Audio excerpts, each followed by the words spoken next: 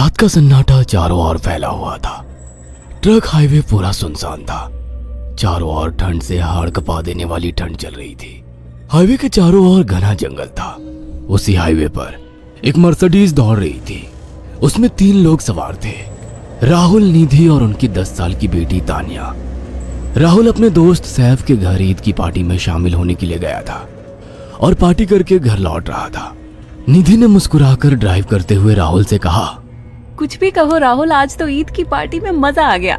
हाँ, मेरा दोस्त बहुत ही बिंदास और हंसी मजाक करने वाला व्यक्ति है। मैंने देखा उसके घर पर शहर की एक से एक बड़ी हस्ती थी, मगर फिर भी वो उन सबको इग्नोर करके हमें इम्पोर्टेंस दे रहा था। हाँ, देगा क्यों नहीं, आखिर मेरा दोस्त जो है। सच में राहुल, अमेरिका से इंडिया लौटकर बहुत अच्छा फील हो रहा है। वैसे तुम्हारा दोस्त सचिन अभी तक नहीं आया अमेरिका से? निधि की बात सुनकर राहुल चौंक कर बोला, ओह शिट यार, उसका फोन आया था कि वो इंडिया आ रहा है। उसने बोला था कि मुझे एयरपोर्ट पर पिक कर ले। निधि बहुत नाराज होगा वो। कोई बात नहीं, उससे बोल देना कि तुम्हें बिल्कुल याद नहीं रहा और फिर तुम्हें सैफ की इनवाइट की हुई ईद पार्टी में भी तो शामिल होना था। निधि ने इतना बोला ही था कि उसकी बेटी तानिया ने अपनी माँ की ओर देखकर कहा, मुझे भूख लगी है माँ, और प्यास भी। तानिया की बात पर निधि ने बुरा सा मुंह बनाकर उसकी ओर देखकर कहा, पार्टी में तो इतना खाया था तुमने, फिर भी भूख लगी है। निधि की बात पर तानिया ने मासूम सा चेहरा बनाकर कहा, कोई बात नहीं मम्मी, मुझे पानी ही पिला दीजिए।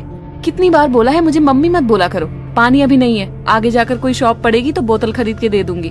निधि की बात पर राहुल ने मुस्कुराकर कहा, छोटी बच्ची है निधि, इतना नाराज होना सही नहीं है। राहुल ने इतना कहा ही था कि अचानक एक काली परछाई राहुल की कार के सामने आकर खड़ी हो गई। राहुल के पैर अचानक ब्रेक पर पड़ गए। गाड़ी तेज रफ्तार में थी। ब्रेक अचानक लगने से पलटते पलटते बाल बाल बची थी। राहुल के चेहरे पर भयानक ठंडी में भी पसीने की बूंद टपकने लगी। वो दोनों कार से बाहर निकल आए। निधि ने डरते हुए कहा, आखिर कौन था ये? ऐसा लगा जैसे कि कोई भयानक काली परछाई मेरे कार के सामने आकर खड़ी हो गई हो। वह दोनों काली रात के सन्नाटे में इधर उधर देखने लगे। तभी निधि को एक घने पेड़ के पास तो चमकीली हुई आंखें दिखाई दी। उसकी आंखें बिल्कुल भेड़ियों की तरह लग रही थी। निधि ने चीखते हुए राहुल से कहा, राहुल देखो कौन है वो, जल्दी से गाड़ी में बैठो, मुझे बहुत डर लग रहा है। राहुल ने उस तरफ देखा तो उसके रोंगटे खड़े हो गए। वो दोनों गाड़ी के अंदर बैठने ही वाले थे कि अचानक एक अजीब सा चेहरा वाला भयानक सा आदमी बिजली की रफ्तार से उनके सामने आकर खड़ा हो गया। राहुल ने देखा कि उसका चेहरा बिल्कुल सड़ा हुआ था और उसकी आंखें भेड़िए की तरह चमक रही थी। उसके लंबे लंबे बाल उसके कंधे तक आ रहे थे और उसके दांत भेड़िए की तरह बाहर की ओर निकल रहे थे। हाथों की जगह नुकीले पंजे थे। राहुल को देखकर अजीब से अंदाज में subscribe to my channel, like share and comment. Rahul की आंखें फटी की फटी रह गई। वो हकलाते हुए बोला, भाईजान, भाईजान, मुझे माफ कर दो, मुझे छोड़ दो। राहुल ने इतना कहा ही था कि अचानक उस अजीब से देखने वाले भयानक आदमी ने अपने पंजों से राहुल की गर्दन कसकर पकड़ ली और एक ही सेकंड में उखाड़ कर जमीन पर फेंक दी। राहुल के धड़ से लाल रंग का खून का फुहारा फूट पड़ा। इस भयानक मंजर को देखकर निधि के गले से एक जोरदार चीख निकल गई। निधि इससे पहले भागती कि अचानक उस भयानक दिखने वाले आदमी ने निधि को पकड़ लिया और अपने नुकीले पंजे उसके पेट में गड़ा दिए और उसकी अतड़ियां बाहर निकाल दी। निधि की एक दिल दहला देने वाली चीख सन्नाटे को चीर गई। अचानक हवा का एक बवंडर उठा और वो भयानक सा दिखने वाला व्यक्ति देखते ही देखते बवंडर के साथ गायब हो गया। तानिया ने डरते डरते निधि के मोबाइल से पुलिस और सैफ को बुला लिया और कुछ ही देर में वहां चारों ओर पुलिस की गाड़ियां थी। पुलिस ने राहुल के दोनों दोस्त सैफ और सचिन को वहीं बुला लिया। इंस्पेक्टर अर्जुन ने दोनों से कहा, मैंने ऐसी हत्याएं अपने करियर में कभी पहले नहीं देखी। ये काम तो ना किसी जानवर का लगता है, ना ही किसी इंसान का। सचिन कपकपाती हुई आवाज में बोला, आप कहना क्या चाहते हैं? कुछ कह नहीं सकता। जिस किसी ने भी इन दोनों को मारा है उससे एक बात तो साबित होती है कि वो इन दोनों से हद से ज्यादा नफरत करता था। अब सारी सच्चाई तो यह बच्ची ही बता सकती है। इतना बोलकर इंस्पेक्टर अर्जुन तानिया के पास चला गया जो बेहद डरी हुई थी। तानिया ने आंखों देखी सारी घटना इंस्पेक्टर अर्जुन को बता दी। तानिया की बात सुनकर इंस्पेक्टर अर्जुन कंफ्यूज चेहरा लेकर मोबाइल पर किसी से बात करने लगे। सचिन इंस्पेक्टर के पास आ गया और सैफ भी डरता हुआ इंस्पेक्टर अर्जुन के पास आकर बोला, क्या हुआ इंस्पेक्टर? तानिया ने क्या बताया? उसने जो बताया वो काबिल यकीन नहीं है।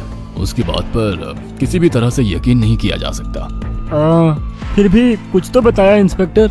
हाँ, उस बच्चे के मुताबिक एक भूत ने निधि और राहुल को बड़ी बेदर्दी से मारा है। इंस्पेक्टर की बात सुनकर दोनों बुरी तरह से चौंक गए। क्या मतलब है इस बात का?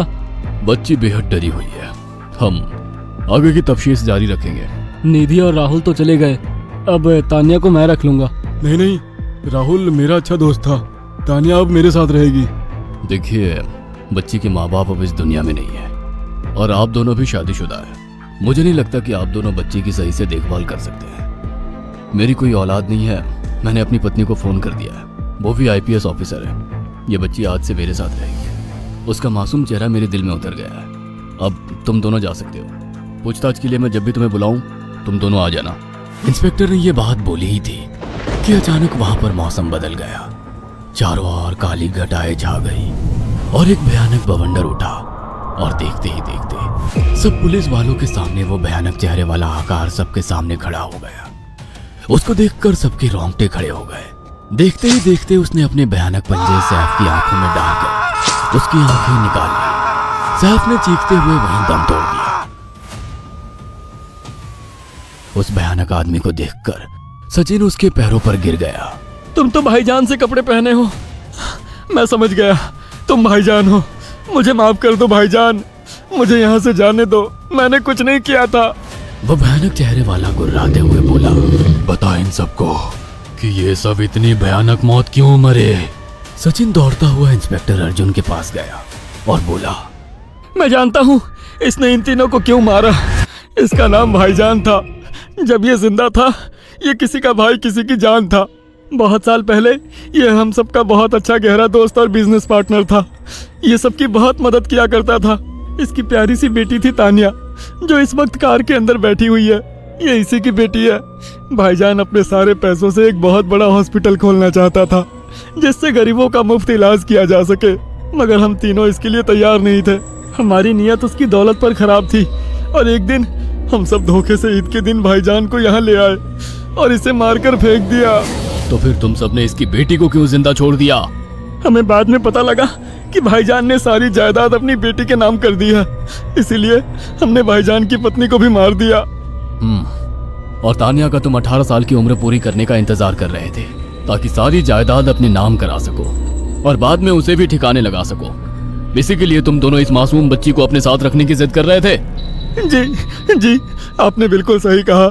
हम तानिया को भी इसी जगह लाकर मार देते।